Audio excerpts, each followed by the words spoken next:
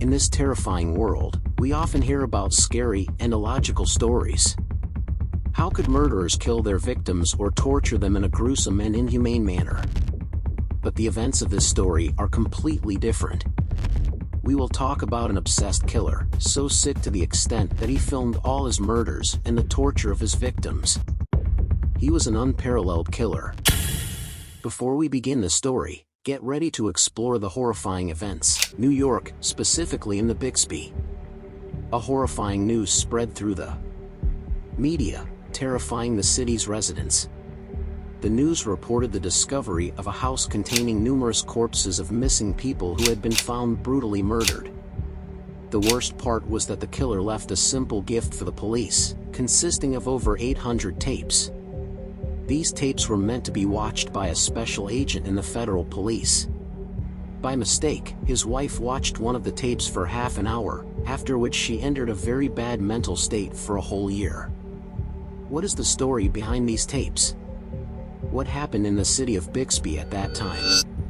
In a small city like Bixby, it is rare to hear about terrifying homicides or crimes since it is a quiet city with a small population. It was easy for the police to maintain control over the situation. But that changed in one day. The day the police received a call from a mother screaming that her little daughter, Jennifer, had been kidnapped.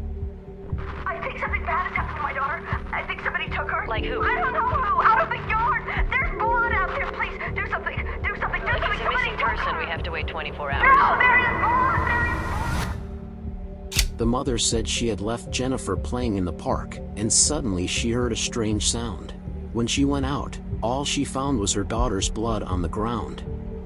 That was the beginning of the horror in Bixby. As the days went by, the number of missing girls increased, and the police became more confused. The kidnapper was like a phantom that nobody could see, and nobody expected his appearance. He left no evidence behind except for the tapes where he documented his complete crimes, capturing the moment of abduction until the victim took their last breath. The tapes begin with the first crime, as we notice in the video that an unknown man parked his car near one of the houses.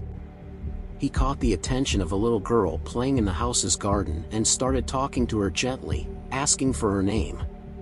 She ignored him and said she doesn't talk to strangers. In a silent moment, we see the camera rotating in the opposite direction, and we hear a loud, powerful sound, a strong blow. No.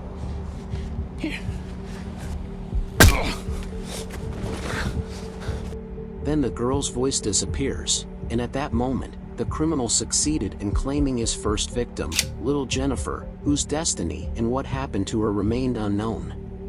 After this incident, FBI agents analyzed the tape, hoping to find any possible clue that could lead them to the criminal who held the case of these tapes. His name was Mike Mowax. Mike is a retired profiler from the Federal Bureau of Investigation, FBI. According to Mike, the criminal executed his crime with intense anger, as if he had been involved in a strong fight or faced a major problem, and he couldn't seek revenge. Afterward, he decided to go out and kill the first weak person he saw in front of him. This is what they believe happened.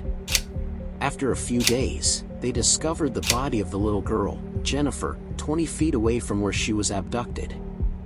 The police continued their investigation, thinking it was the only case, but unfortunately, Jennifer was not the only victim. On a highway, a man's car broke down, and he was waiting for assistance alone. At that moment, a car with a man and his wife passed by, and they asked the man if he needed any help or a ride. The man agreed and asked them to drop him off at a nearby gas station. As they approached the supposed gas station, something unexpected happened. In reality, the man's car wasn't malfunctioning, and the gas station they were directed to was actually an abandoned area. The criminal had devised this trick solely to be able to get his second victim. After he managed to get rid of the driver, he began strangling his wife. He started choking his wife with one hand while recording it with his other hand. According to the investigators, only a professional criminal or someone trained in such acts would perform such a thing. However, the image appeared blurred to the investigators, causing confusion. Investigations reveal that the criminal in the first crime was confused and disorganized, driven by anger. In contrast, the second crime exhibited precision and focus, making the investigation more challenging. A peculiar discovery was made when the police found body parts of a girl named Elizabeth Jackson. Elizabeth had been missing for a long time, and her body was found in 2 different locations. Her head and one of her hands were found in Brum County, while her body was discovered in Batnam City. This indicated that the criminal had executed a professional plan to conceal the body. It would have taken the police around 5 years to locate and identify the mutilated body, let alone determine the location of the killer or the crime scene. This particular detail suggests that we are dealing with a highly skilled and experienced criminal who understands investigations and precisely knows how to elude the police. The evidence was contradictory, and even the tapes were disorganized and confusing, further complicating the case. After a while, the police came across CCTV footage from a gas station, which showed the criminal in his recognizable car making peculiar hand gestures. The police inferred that these gestures were a veiled message from the criminal to them, as he was looking directly at the camera. When the gestures were deciphered, it turned out that he was saying the phrase "the Red House." The Red House refers to a location that is 3 miles away from the gas station where the video was recorded. As soon as the police received this information, they quickly headed towards that location and began searching. However, they were shocked when they encountered the most horrific sight they could ever witness. The police discovered a dismembered body, with a human head found inside its abdomen. The scene was incredibly gruesome and terrifying. After analyzing the body, they found that it belonged to the couple who had stopped their car to help the man. The perpetrator had also filmed the details of this crime, and the most horrifying aspect was that the tapes revealed all these gruesome details. It became evident that the criminal had taken the husband's head and placed it inside the wife's abdomen, sewing the abdomen shut. Shockingly, the woman was still alive during this ordeal. The police intensified their search efforts to gather information about the criminal, while on the other hand, the killer was free in the city, planning his next victim. One night, the police received a call from the mother of a girl named Charlene. During the call, the mother was distraught and said, "I was away with my husband for 2 weeks, and we left our 19-year-old daughter Charlene at home. When we returned, we couldn't find her anywhere." The police initiated search operations for Charlene and began questioning individuals who had a connection to her. According to her friend, Rachel, 3 days before Charlene's disappearance, she had mentioned feeling a strange sensation as if someone was watching or following her. The question arises, was Charlene the next target for the criminal all along? We don't know for sure, but what the police discovered did not bode well after extensive investigation. They found the body of a young man named Tim, who happened to be Charlene's friend. Most likely, they were together on the same day as her belongings were found in the apartment. However, there was no trace of Charlene whatsoever. Officer Edgar said that due to the heinousness of Tim's murder, he had lost hope of finding Charlene alive. It was almost certain that she would be dead. There were 2 dismembered bodies, without delving into the details. The one who killed Tim was not an ordinary murderer but a terrifying monster. Comparing the crime events with the footage, we can infer that the killer meticulously planned the crime to be able to deceive the police.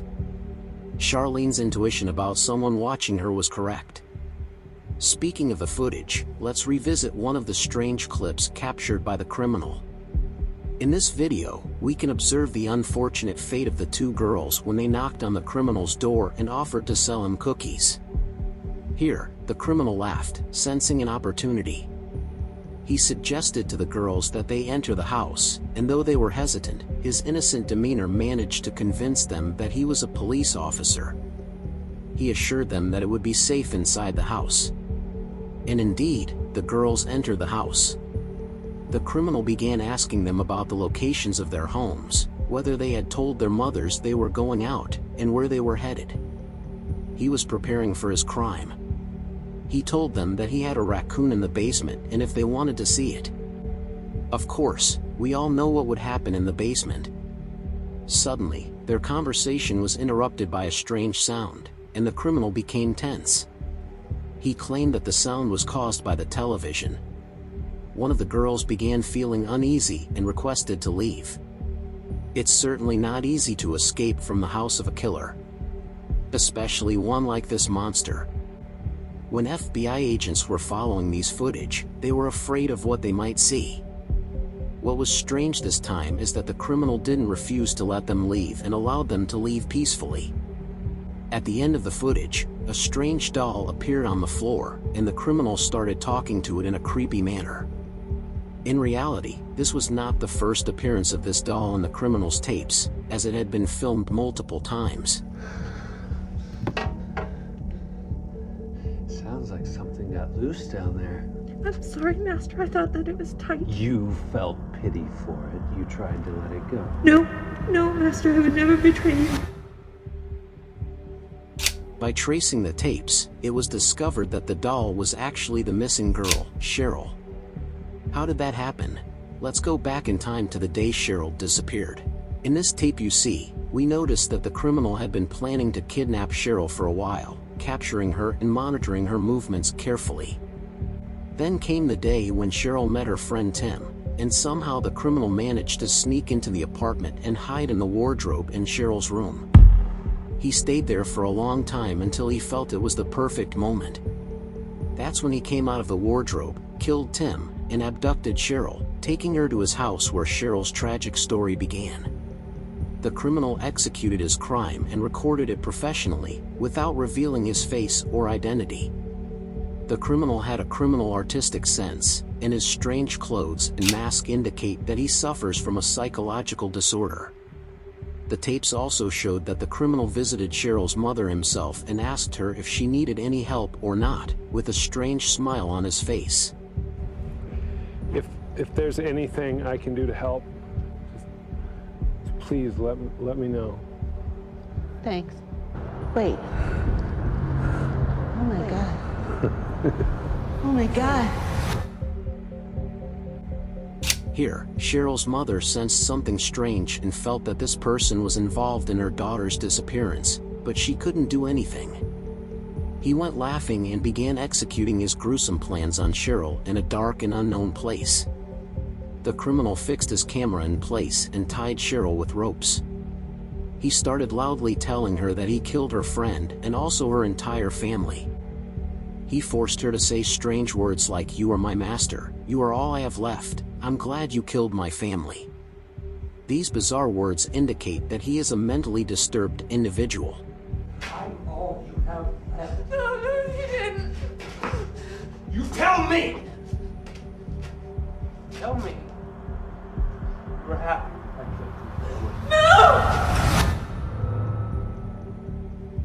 When Cheryl refused to say the words he demanded, he would drown her in water and force her to repeat the phrases. This torture and coercion went on for hours until Cheryl started repeating the words unconsciously. Over time, Cheryl became completely submissive to anything the criminal said. He then brought doll-like clothes for her and forced her to wear them. The repetition of specific words, something only a deranged or mentally ill person would do, became even more evident as we delved deeper into the tapes, discovering increasingly bizarre and horrifying things. As Charlotte refused to say the words he commanded her to say, he would drown her in water and force her to repeat the words. This coercion would continue for hours on end until Charlotte started repeating the words without consciousness.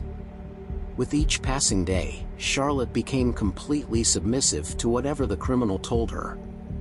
And at this point, he brought her doll clothes and forced her to wear them. And of course, he demanded specific words to be repeated by her. It's a strange thing that only a deranged or mentally ill person would do. The deeper we delve into the tapes, the more bizarre things we discover. In the summer of 1993, the city of Bixby became a dangerous place, and everyone was talking about the criminal. Typically, serial killers in such situations fall into three categories. The first group leaves the area and travels elsewhere because it has become unsafe for them, and they could be apprehended. The second group takes a break until the situation calms down and the media attention subsides. The third group, which is the one that rushes the killings in order to be able to run away, but this criminal was special. This time the criminal began to change his destination. He continued his killings, but in a clever manner. At this point, the criminal shifted his focus and started targeting girls involved in illegal activities. He would lure them by pretending to be a police officer. His attention was now primarily on this group. The tapes revealed that the criminal's basement transformed into a terrifying chamber, filled with victims, each facing a different fate in front of the others. During an attempted escape by one of the girls, Cheryl tried to stop her and told her that it was impossible to get out of that place. As they were talking, the criminal entered and began screaming at them. Afterwards, he forced Cheryl to kill the girl as punishment for her disobedience. Every day, the number of the killer's victims increased. He would dispose of them and leave them for the police to find. Because of this, people started calling him the Thug of Water Street since he left no trace behind. However, his fate would be sealed by a trivial mistake. It was a cup of water that he left behind at one of the victims' houses, which had his fingerprints on it. The police started analyzing the sample and comparing it with other samples found on the bodies of some victims. The shock was that it all referred to one person, their fellow police officer named Jim Foley. The police quickly went to arrest him, and it turned out he had been present in Pennsylvania, the same location where the last 3 crimes had occurred. They searched his car and house, finding some jewelry and bloodstains that matched the victims. Jim had no alibi for his whereabouts during the time of the crimes, and he had access to the police car that he could use at any time. Additionally, the descriptions provided by witnesses who had seen the criminal matched someone using a police car.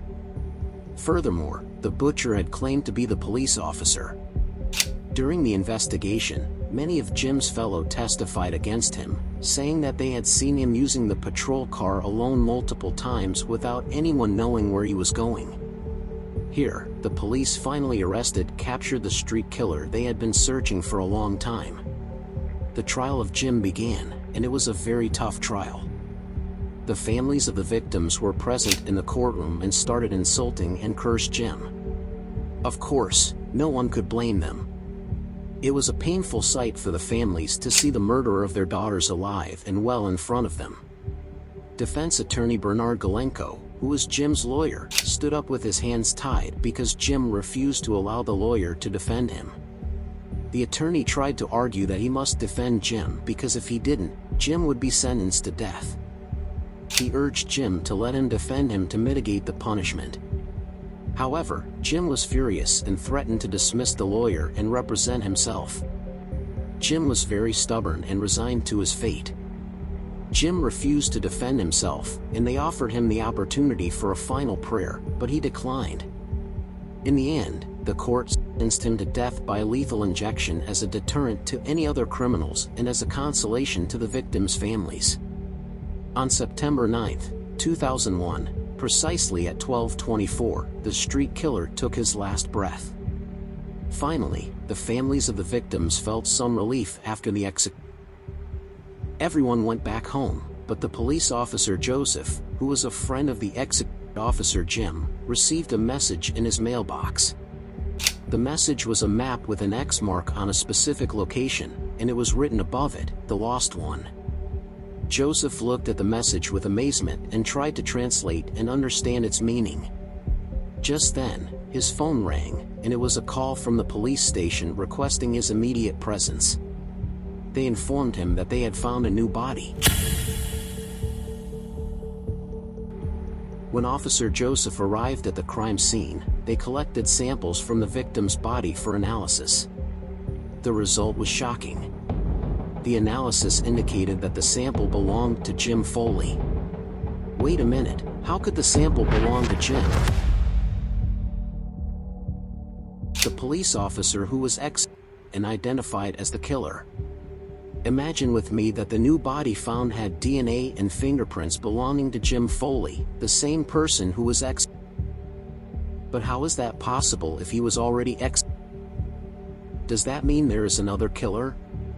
The police finally realized that Water Street slaughterer had deceived them once again and was laughing at them from somewhere. Bernard, the lawyer, said that a guilty person would do anything to prove their innocence, while an innocent person would be like a captive, unable to defend themselves because they know no one would believe them. Everyone was convinced that Jim Foley was guilty due to the abundance of evidence. Even his own son believed it. He was my father, so now it's over and he needs to be punished. But the truth is that Water Street slaughterer was the mastermind behind this malicious deception. The thug was able to steal samples from Jim's DNA from the laboratory and fabricate the charges against him in a convincing manner. Now, 3 days after Jim's the judiciary and the court declared his innocence because Jim was innocent and unjustly However, no one cared about the news of his innocence. When he was accused as a criminal, the news spread everywhere. We caught the real criminal, but news of his innocence didn't spread as desired. It was simply because people were preoccupied with the September 11th incident that occurred in 2001, and they didn't pay attention to anything else. Jim's son continued to suffer from the suspicious looks and fear of others. His fiancée left him, and his friends abandoned him. Nobody would listen to him when he said that his father was innocent. This is something that had never happened in the history of America. The killer is smart, as he used the police officer as a tool of justice and fabricated evidence against him. When people heard about Water Street thug, everyone started taking precautions. However, it is known that he only targets girls involved in illegal activities. Some people, being less cautious, were not afraid of him because the killer created a specific persona that some feared while reducing the fear of others. This is where his opportunity lies in hunting down the remaining people. And that's exactly what happened with the latest victim. The last victim was a young girl whom the police officer approached and advised not to linger in dark places because the Water Street slasher was still at large. The girl started laughing and told him that she thought he targeted a certain group of girls, and she definitely wasn't one of them. She considered herself a respectable person. I have a family. The police officer said, "Okay, no problem. Let me take you and drop you off at the gas station because this place is definitely not safe." But do you remember the last time we heard about a gas station? It was precisely this gas station where the Water Street slasher himself was. Unfortunately, the girl got into the car with him and endured her share of torture in the deranged criminal's basement. And after the Jim, the Water Street thug, he killed her and dumped her body at a specific location marked with an X on the map that was sent to the police officer's mailbox. This was the area where they found her body. The girl who was killed by the Water Street slasher seemed to say to the police, "I fooled you once again." The criminal took a picture of his last victim, and he appeared terrifying as he tried to frighten her before ending her life. He was wearing strange clothes and a peculiar mask, and even his movements were chilling. The analysis of the tapes indicates that the criminal can portray any desired character at the exact moment, as if he were a skilled actor. He can cry and laugh convincingly. According to the police analysis, the primary suspect is a white man aged between 18 and 25, and there is also another suspect, a dark-skinned man aged between 25 and 30. His characteristics include being both orderly and disorderly. He is a professional serial killer, but it seems to be his first crime. He lives in a chaotic house, yet it is organized. They say he is uneducated, but sometimes they suggest he might be educated, possibly studying law. They describe him as both strong and weak at the same time, and he may have a disability. He is extremely intelligent but also extremely foolish. I understand that these characteristics might be confusing, but all of these contradictory traits apply to the same serial killer, indicating that he may have a dissociative disorder because he exhibits intelligence and foolishness, knowledge and ignorance, and strength and weakness simultaneously. The police officer, Joseph, said that he went back to the map sent by the killer and managed to determine that the map was created online using a map design software. He took the map and handed it over to the FBI for further analysis.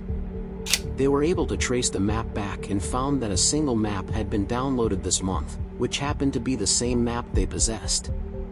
By going through the program's records, they were able to uncover the address where the operation took place. Finally, Captain Harvey, the leader of the SWAT team, took all necessary precautions for the raid. On the day of the operation, they were well equipped with guard dogs, helicopter surveillance teams, specialized weapons teams, and explosive experts. They were fully prepared as if going to war, but in reality, they were going after a single person. When they arrived, they discovered that they had finally stormed the killer's house and obtained the tapes and evidence of the victims who had previously died. They found everything except one thing: the killer himself. In reality, the killer managed to deceive them once again. The police thought they were clever enough to capture or locate him, but when he sent them this map, he knew they would do exactly what they did. He anticipated their actions from the beginning. He intentionally led them to his location, and that's why they found no trace of him in his house. However, they found something strange: a large coffin. When they opened it, they found a large doll, which is the missing girl, Cheryl. People were telling Cheryl's mother that she was dead, but the shock was that Cheryl was alive after 8 years of her disappearance, alive. Ambulances quickly arrived to rescue Cheryl. The attending doctor described the amount of torture Cheryl had endured as extremely terrible, unlike anything he had ever seen before in his life. He described some of the things that had happened to her and mentioned that there were other things that were very difficult for him to disclose. What Cheryl had experienced over the years with someone like this was unimaginable. The news that Cheryl was still alive was a miracle in itself for everyone, but what happened in the hospital was even stranger than all of that. During Cheryl's treatment, doctors noticed that she would harm herself, and contrary to expectations, her condition in the hospital worsened not only due to physical pain but also due to psychological anguish. Cheryl had become accustomed to torture throughout the past years of her life, and while in the hospital, she missed it. She whispered to her mother, "I want to go home." After her condition improved, she returned to her family, but the saddening aspect was that she kept repeating the phrase, "I want to go back home," despite being in her own home. It was then that her mother realized she meant she wanted to return to the perpetrator's house, the killer's home. News about Cheryl spread everywhere, and her family refused to speak to the media due to her poor mental condition. However, after 2 months of pressure, the media managed to host Cheryl for an interview. It was very strange. I don't know what you want me to say. Talk about what it's like being home again. What do you want me to say? It had to be nice seeing your mom again after all that time. Yeah. Maybe. I don't know what you want me to say. What was the man you lived with all these years like? I don't know. I don't think that I wouldn't do this anymore. Why? Because I don't know what you want me to say. You can say anything you want. He loved me. Nobody ever lets me say it, but it's true. He loved me. He didn't mean to leave me. And someday he's gonna come back to me.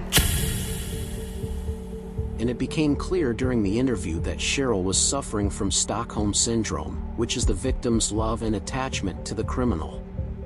Regrettably, it seems that after her interview, she took due to her separation from the criminal she had developed feelings for. In a final act, she declared her love for her liege, which is the criminal, believing that one day he would come for her. Cheryl was buried nearby, but her body was later stolen, leaving behind a broken coffin and a single tape. This suggested that the killer remained loyal to his promise and that he would never leave her. The police continued their investigation and analysis of the tapes, noticing that tape 27 was missing.